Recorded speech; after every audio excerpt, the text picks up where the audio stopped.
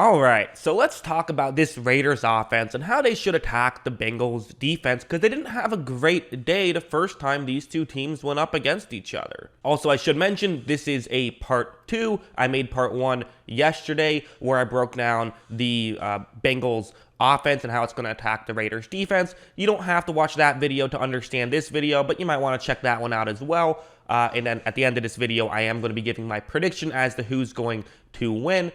In that first video, I said I'm guessing the Bengals will get somewhere around 2.4 points per drive, which would be about 24 points in a 10-possession game. Anyways, let's start off, as I've been doing, by looking at the box score, just seeing what happened the first time these two teams played each other, because we can learn a lot when teams have played each other before, what's going to happen the second time. And you look at this, Derek Carr ended up with a solid stat line, not spectacular, but not horrible either, but still, kind of a mediocre stat line is fair to say. The rushing game was fine, but not spectacular. They also didn't run the ball a ton in this one, as you can see, and there was a lot of, a few wide receivers got their hands on a football at certain points here. Part of it is you're down, you have to throw a little bit more. It wasn't like they completely abandoned the run, but they definitely threw more than they ran.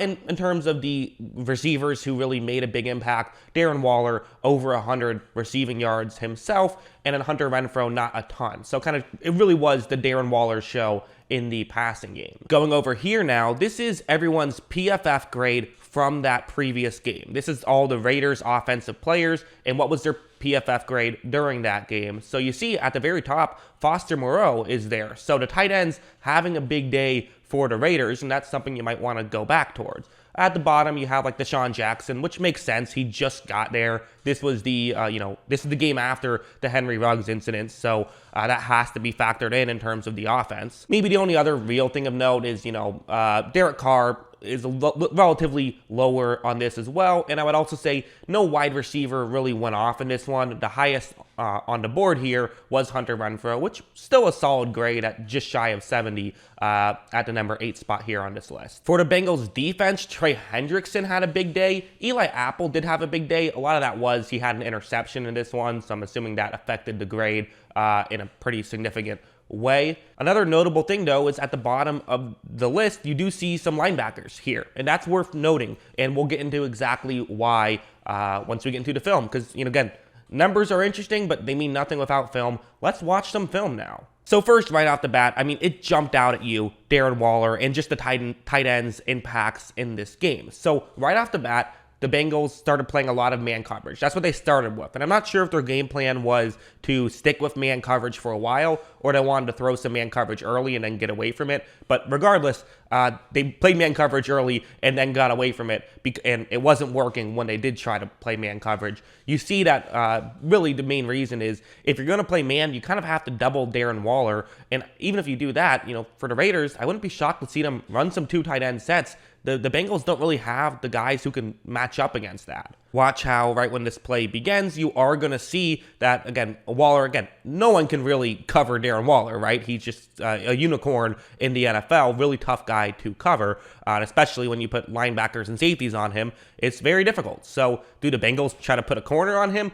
I think what they do is they don't play much man coverage. I think that's what they do. I think that we saw them kind of play a little bit in the first game, but they really went away from it early on, started playing a lot of zone coverage and a lot of cover 2 zone, in fact. So let's talk about the ways that you can beat cover 2 zone. So what the Raiders at first wanted to do was run the football, right? That's an obvious way to do it. You see there's 2 defensive players who are deep, and every time you see a formation like this, you can run the ball to the left on this play, and you're going to pick up probably around 5 yards every play. And look, this play is going to work. It's actually, not a running back handoff, but it still has the same effect. But that's kind of something that you can always do. It's a tool you always have in your toolbox.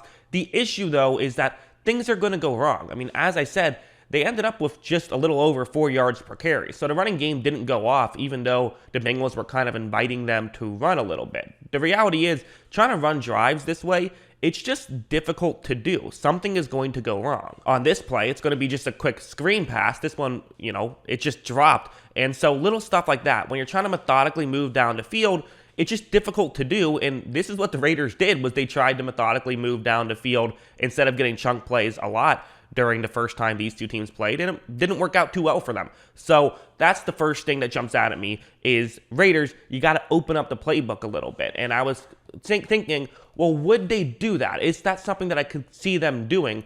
Well, in the fourth quarter, they did that, and the offense started moving a lot better. For example, something like this is this is a great example of what I want to see a lot of out of the Las Vegas Raiders. Do stuff like this. Don't do this methodical, only, throwing the ball 5 yards down the field at most. You have the ability to get the ball down the field, and the more they open up their offense, the easier it's going to be to move the ball down the field. Listen, I get it. We talk about Trey Hendrickson, right? He's someone who you do have to pay attention to. You have to pay attention to the defensive line.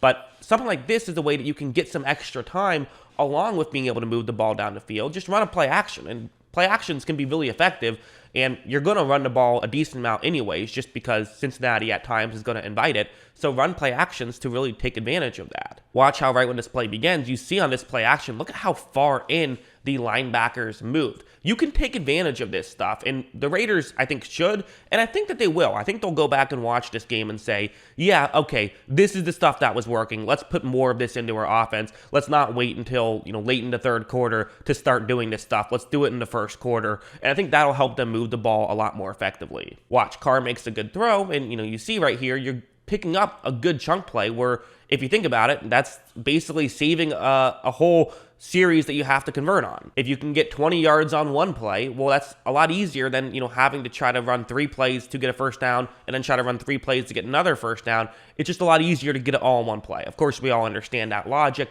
but it's very important, and teams that can get chunk plays tend to win football games. And something like this is another one where this stuff did happen. This was a Darren Waller play, which, listen, even against zone coverage, the tight ends can come into play. I mean, I expect there to be a lot of throws to tight ends. This one's going to be a zone coverage play, cover 2, and you see the route that Darren Waller is running. And if you know what coverage that your opponent is going up against, which the Raiders for a large chunk of this game will know, you can game plan around it, and you can run routes that are good to beat those types of coverages. Look at how when Carr takes the snap, you're going to see that Darren Waller does get open, and Carr makes a great throw down the field, and they're able to pick up a big play right there, and that helped set up a touchdown. So doing stuff like that, it's something that they definitely got to make sure they do more of later on in this, or earlier on in this game. Don't wait until the game is over until you start opening up the offense. The question really is, will they? That's what I think the concern is if you're a Raiders fan,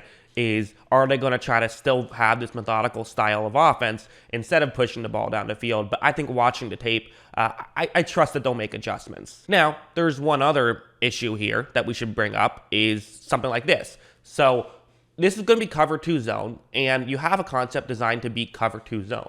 But there's also one sort of X factor. So, if you know what coverage that you're going up against, you can game plan and run concepts that can beat that type of coverage. The flip side is, if the opponent knows that you know what coverage that their opponent is in, well, then they can know what kind of concepts you might try and run to beat your coverage, and you can game plan for that. So here's what I mean. Watch the corner Eli Apple on this play, who's in charge of covering the flat towards the bottom of the screen. That basically means it's the zone closest to the bottom right that you see on the screen. That's where he's covering. And watch how he's going to read where Derek Carr is looking and drop back and just make a good read and get that interception. That's a good play because he knows what, concept that probably was. So that's really good by the Bengals, and that's something that you could potentially see them do to counteract what the Raiders are probably going to do. So this is why it's so important to go back and watch film when you've played before, because not only can you learn,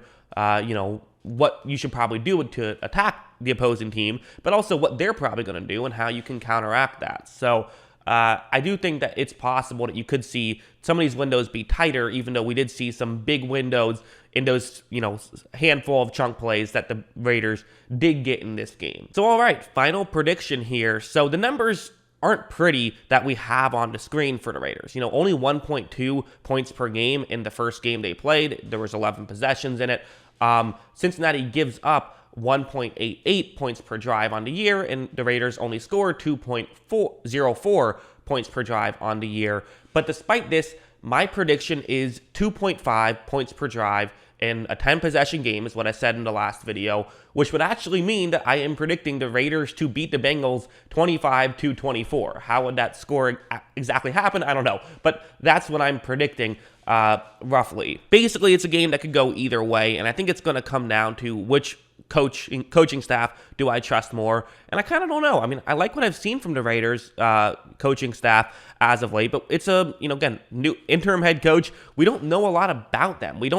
There's not a big sample size there, and we certainly haven't seen them have to make these kind of adjustments in like a playoff game setting, although I did kind of like what they did against the Chargers, so that is interesting to me. But I kind of say the same thing about both of these two teams is, listen, just because your opponent is playing cover 2 doesn't mean you have to run the football. You can do other stuff. You can still get chunk plays against cover 2, and the Raiders did that the first time they played. The Bengals didn't as much, so that's kind of why I'm slightly leaning towards Las Vegas, but should be a very fun game. Let me know, who do you think is going to win in the comments below. Always love hearing from you, and of course, as always, thanks for watching.